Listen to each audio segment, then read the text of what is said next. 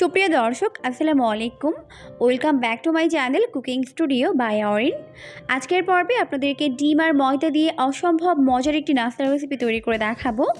আর এই নাস্তাটি খেতে এতটাই বেশি মজার হয় যে একবার তৈরি করে দেখবেন, বারবার তৈরি করার রিকোয়েস্ট আপনার কাছে আসতেই থাকবে। নাস্তা তৈরি করার জন্য এখানে একটি বোল নিয়েছি, আর এখন এর মধ্যে দিয়ে দিচ্ছি 2 কাপ পরিমাণ ময়দা। কম করে তৈরি করতে চাইলে 1 কাপ ময়দা ব্যবহার করতে পারবেন।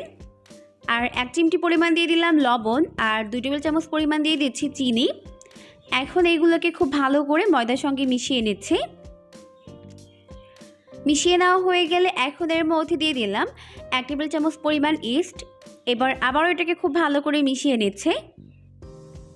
এরপর এখন এখানে একটি বোল নিয়ে নিয়েছি, আর এর মাঝে একটি ডিম ভেঙে নিয়েছে। এখন এই ডিমটিকে এই ময়দার মধ্যে দিয়ে নিচ্ছে।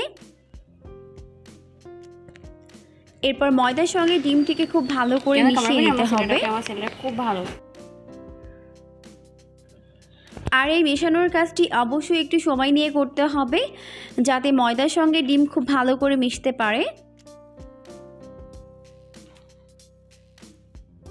খুব ভালো করে ময়দার সঙ্গে ডিম মিশিয়ে নেওয়া হয়ে গেলে এখন এর মধ্যে অল্প অল্প করে কুসুম গরম পানি দিয়ে মিশিয়ে একটি ডো তৈরি করে নেব। আর চেষ্টা করবেন পানি একবারে না দিয়ে অল্প অল্প করে দিয়েই মিশিয়ে নিতে, এতে করে ডোটি পারফেক্ট হবে। তো মেশাতে মেশাতে একটা পর্যায়ে দেখা যাবে এরকম স্টিকি আর আঠালো হয়ে গেছে ডোটি। তখন এর মধ্যে 2 টেবিল চামচ পরিমাণ সয়াবিন তেল দিয়ে এটাকে খুব ভালো করে মেখে নিতে হবে। তাহলে দেখবেন এটা আর হাতের সঙ্গে লেগে যাবে না। তো খুব ভালো করে সফট করে এটাকে মেখে নিতে হবে। তো মেখে নেওয়ার পর এখন এটাকে আমি 1 ঘন্টার জন্য রেস্টে রেখে দিব কোনো গরম জায়গায়।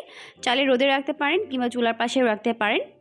আর ইস্ট যদি ভালো হয় সেক্ষেত্রে কিন্তু কোনো জায়গায় রাখার প্রয়োজন হবে না, যে কোনো জায়গায় কিন্তু এটা ফুলে উঠবে। তো এখন আমি এটাকে একটি বোলের মধ্যে নিয়ে নিচ্ছি, উপর থেকে কিছুটা সয়াবিন তেল লাগিয়ে রেখে দিচ্ছি ঢেকে 1 ঘন্টার জন্য।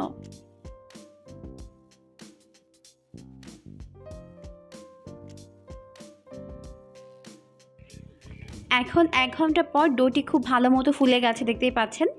এখন আমি এটাকে মধ্যে এর ভেতরে থাকা বাতাসটিকে বের করে দিব। এরপর যে কটা নাস্তা তৈরি করবো ওভাবে এটাকে ভাগ করে নিচ্ছে।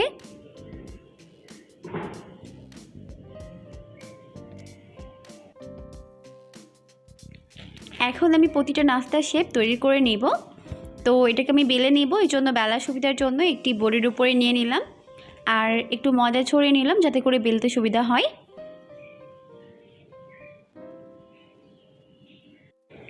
আর এই নাস্তার পুরুত্ব হবে আমরা যেরকম নান তৈরি করি ওই রকম পুরুত্বের হবে, তবে নানের মতো অতটা বড় হবে না, কিছুটা ছোট হবে। তো এখন আমি এগুলোকে ভেজে নিব, এই জন্য চুলা একটা প্যান বসিয়ে দিয়েছি, আর যথেষ্ট পরিমাণে সয়াবিন তেল দিয়ে তেলটিকে খুব ভালো মতো গরম করে নিতে হবে। এখন এই গরম তেলের মধ্যে একটি নাস্তার শেপ দিয়ে দিলাম, আর অবশ্যই এটাকে গরম তেলেই ভাজতে হবে, না হলে কিন্তু এগুলো এরকম ফুলকো হবে না। এখন আমি এই তেলের মাঝে এগুলোকে উল্টে পাল্টে ভেজে নেব। আর প্রতিটা নাস্তার শেপ ভাজতে কিন্তু 1 মিনিটের থেকে বেশি সময় লাগবে না। তো এখন হয়ে গেছে, এখন আমি এটাকে উঠিয়ে নিচ্ছি।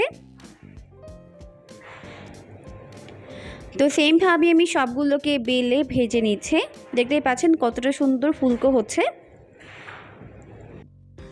তো এখন এটা ভাজা হয়ে গেছে, এখন আমি এটাকে তেল ঝরিয়ে তেল থেকে উঠিয়ে নিচ্ছি, আর বাকিগুলোকেও সেমভাবেই ফ্রাই করে উঠিয়ে নিব।